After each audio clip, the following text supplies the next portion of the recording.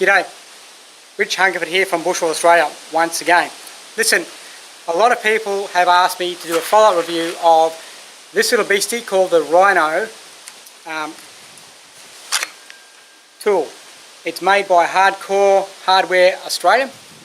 It's made of D2 steel, tool steel, and it's got a multi-purpose sort of design capability built into it. Now if you look at the original review, you'll see that information and we'll go through it there at some length. I just wanted to close this out because I get the question still about how did it go. Well, I've had this for a couple of years now, and to be all honest, it isn't the greatest piece of equipment I've ever used, and I'll tell you why. Carriage system is good, nice, short, compact, mollied on to the side of my gear, that's fine. In terms of survival utility, and this is where I've reviewed this tool from, as a survival tool, in the wilderness or in the urban and survival setting, would this cut the mustard? Okay, and some things it's good for, some things it's not. Let's start with the bad things first. First off, it's got this chisel nose machete edge here. Hatchet edge here.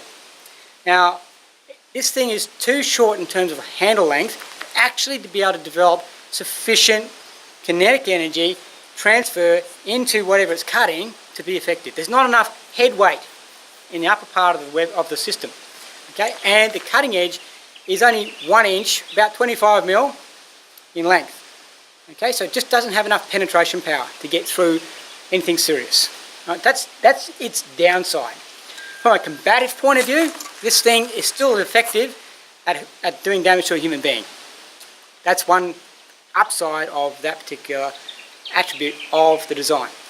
The thing I've utilised the most on this, so the good sides are this hook, the Rhino nose or Rhino horn type hook is fantastic for digging, clawing, prying, all those type of things that you do in the bush. And that is what I've utilised it the most for.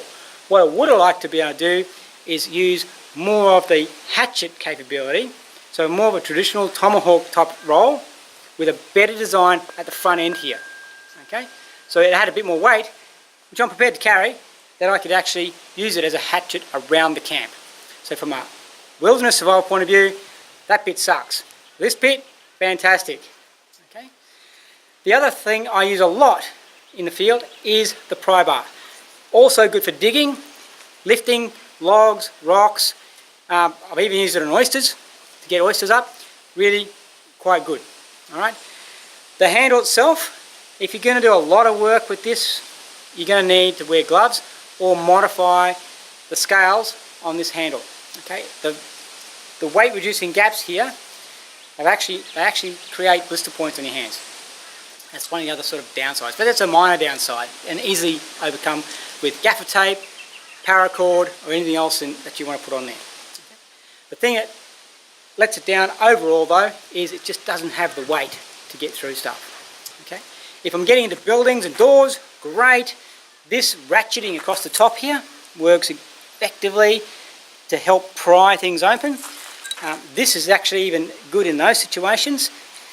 It doesn't have the ability to pop locks by being able to push in at the snib and struck at the back because of the hook.